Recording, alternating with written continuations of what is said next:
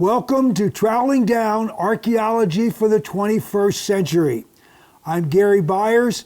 This is Steve Collins, our rock star, or today we're going to say pot star. Oh, yeah. We might have to explain that. But he's going to be sharing with you some really cool stuff from our excavation at Tall-el Hammam in Jordan. So Steve, today we're going to talk about some stuff that we excavated and you've actually worked on here at the site. So here back home here. So we found this in the palace. Looks like lunch. The Middle Bronze Age palace, and I'll just pull it down here. We found this from the palace. Now, just so you know, we don't have all of it. It was in about, 50, 60 pieces? And about 2 months ago, Steve took the time to put this thing together, and we were shocked. We had no idea. I didn't think we had the bottom, but we have the full profile. So nice. And to have the whole vessel, virtually the whole vessel, this what do we say? This is 90%, is amazing, and especially cooking pots because they break out from use on the bottom, and so you get the top, you get the rim all the time, but you very seldom get the bottom. And so we were amazed when we were putting it together. Steve was doing all the hard work. And it was just amazing to us that we had it all. And you can probably see there on the top, there's a handle. This is a single handle. Many of them had no handles. Very few had just one, and a number would have two. So this was really a unique vessel. We were really surprised to see it like this. But this came from the kitchen of the palace. Yes. The Middle Bronze Age palace at Tall-el Hammam. And the range of cooking pots that we have, to me, has been amazing because, you know, back when we're, budding archaeologists and studying ceramics, you go to the books, you look at the books, you look at the forms that they have. And so I think in some of the main books that we looked at that were our kind of textbooks, you have 2 or 3 forms. And we have, I'd say, at least 15 or 20 different forms. Now, the vessel itself is the same. It's the rims. It's the rims that are different. This one kind of has a kind of a stand-up rim, but it's kind of angling in, and it looks like it would be very easy to put a lid on it. Yeah. So, and the handle is interesting because, to me, if this thing is full of porridge, how in the world are you going to pick that up with one handle? Yeah. What do you do? You got to have a pot holder or something on the other hand to take that thing off the fire. Now, if you have 2 handles, you can take a couple of sticks, put them through the handles and lift it off the fire and put it wherever you need to put it. But I don't know why one handle. It just doesn't make any sense to me unless it has no other function other than to hang it up on a hook and get it out of the way. Other than that, I don't know. Yeah. So what would you be cooking in a vessel like this? Well, I think probably, this kind of a vessel is certainly made for liquid. Yes. Yes. This is going to be whatever is in here, whether it's main meal or whether it's a dessert preparation. I don't know if they had dessert in the ancient world. Well, yes, they do, because we're going to show you some recipes. Yes, we do have one too. Yes. Dessert recipe. But whatever is in here is going to be basically a water base, or it's going to maybe have some melted fat. It's going to be soupy. Yeah, so we'd have a stew kind of thing in here. That's the easiest, most logical thing because you can put your chunks of meat in, you can put your vegetables in. The more things change, the more they stay the same. It's just your basic stew or soup. And you could even sprinkle some barley in there and have the barley cook up with it. There's all kinds of things you could do. So, but it wouldn't last long. No, the vessel wouldn't last long. They're fairly porous. They're kind of terracotta. You can see even kind of the orangey color.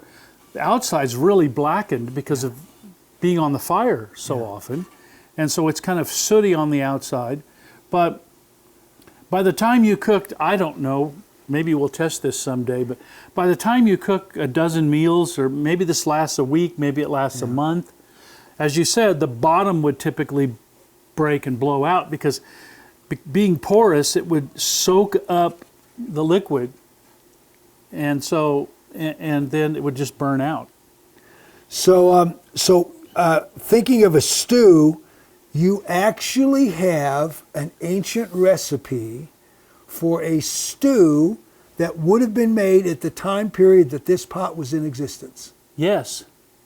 And you can find it in the Harvest Handbook of Bible Lands, which we published when? This year. This year came out. This year came out earlier this year. Yep. And so the Harvest Handbook actually has 4 recipes in it, 3 from the Bronze Age, no, 2 from the Bronze Age, 1 from the Iron Age from the time of King David, and 1 from the Roman period. And so this one, the one you're talking about, we're talking about stews or soups, would be this one. And I have a picture. This is going to be a really close picture, Daniel. And but you can see on this page, right here, we have a recipe for Tah'u's stew. So Tah'u stew, here's what it looks like when it's finished. One of our graduate students, PhD students, found the recipe and made it. In fact, he's cooked it twice. And it's good. It's really, really good. It's really good. And so here's the recipe. And so we have 3 recipes in this one. We have that one. We have some dessert over here. This is mursu. And these are little barley flour cakes with date paste punched in the middle of them.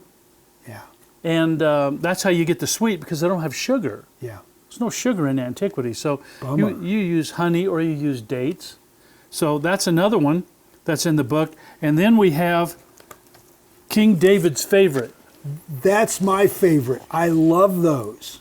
I think they're kind of dry. Well, they are, but I love them. But you could use them in the field. I mean, they would be kind Absolutely. of like protein bars. Yeah.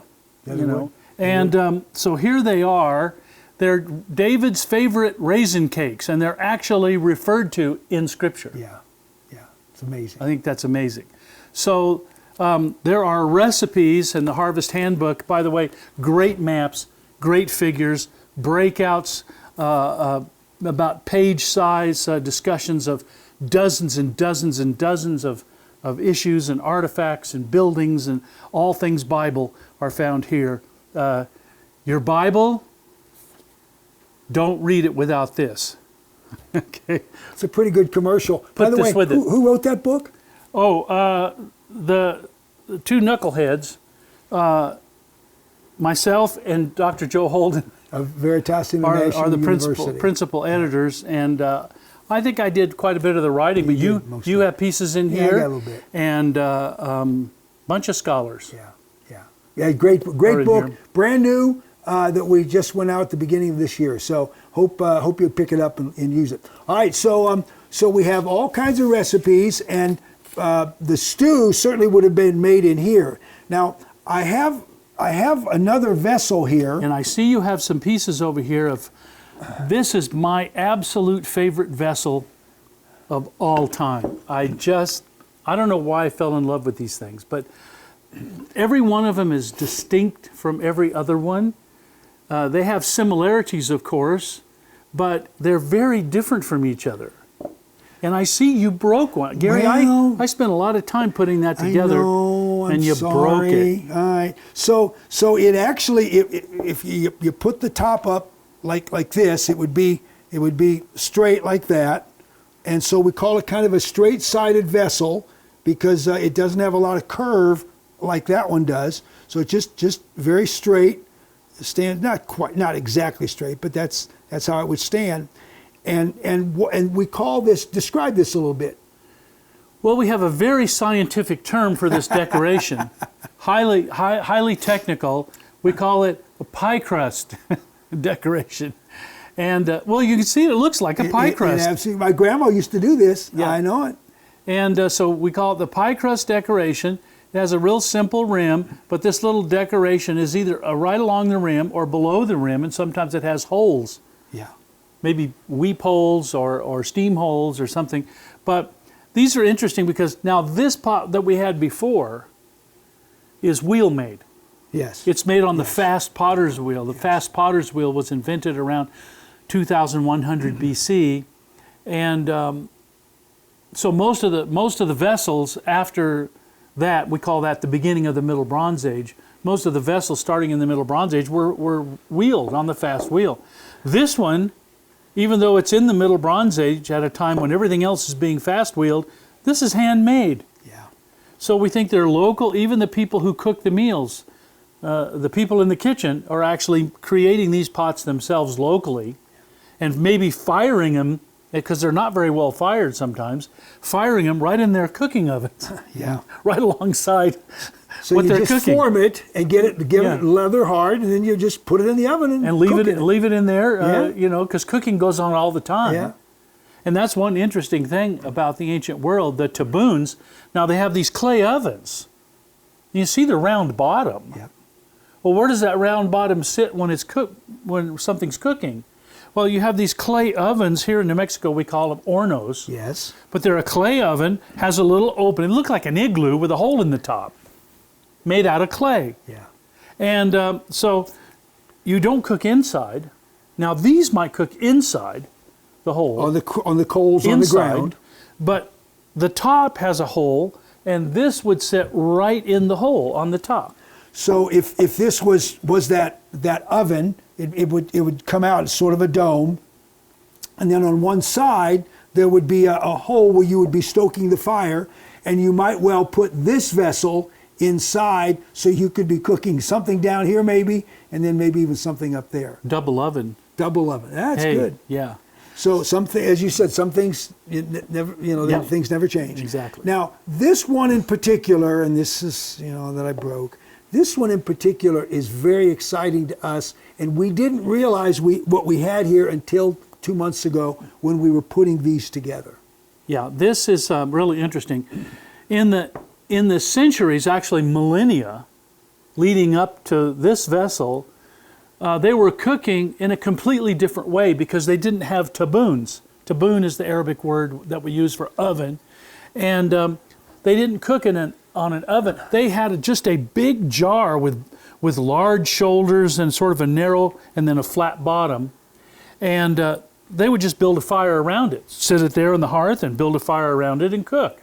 Well, that was all the rage for 1,000 years, maybe a couple thousand years. And then all of a sudden, those disappear. We have the wheeled cooking pots, but somehow, even into the Middle Bronze Age, we have these what are called hole mouth jars, because the rim is just a hole. It's just large at the shoulder and narrow at the bottom, and with a hole at the top.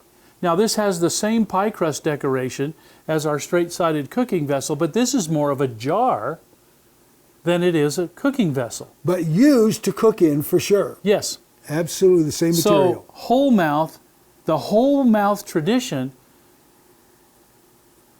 our fellow scholars sometimes don't want to admit this, but the whole mouth tradition was still going on in the Middle Bronze Age. It was a carryover because obviously there are certain traditions with the ethnicity and the culture of a given people. They have certain dishes and certain preparations that are very tied to the family, to the fabric of the community, and they cook it for a long time. For thousands of years, they're cooking the same dish over and over and over again.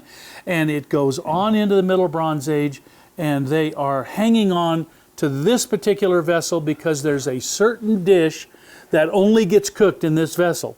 Grandma always made it in this kind of vessel. That's and right. No reason to change it. That's right. And that sort of reminds me, back in the 1950s, 60s, everybody used pressure cookers, right? And then they just went out of fashion. They just disappeared. And now guess what's all the rage now? Yeah. Pressure cookers. Yep. Everybody's going back to pressure cookers. So anyway, this is the same deal. It's the old technology, but there's a certain dish that they love.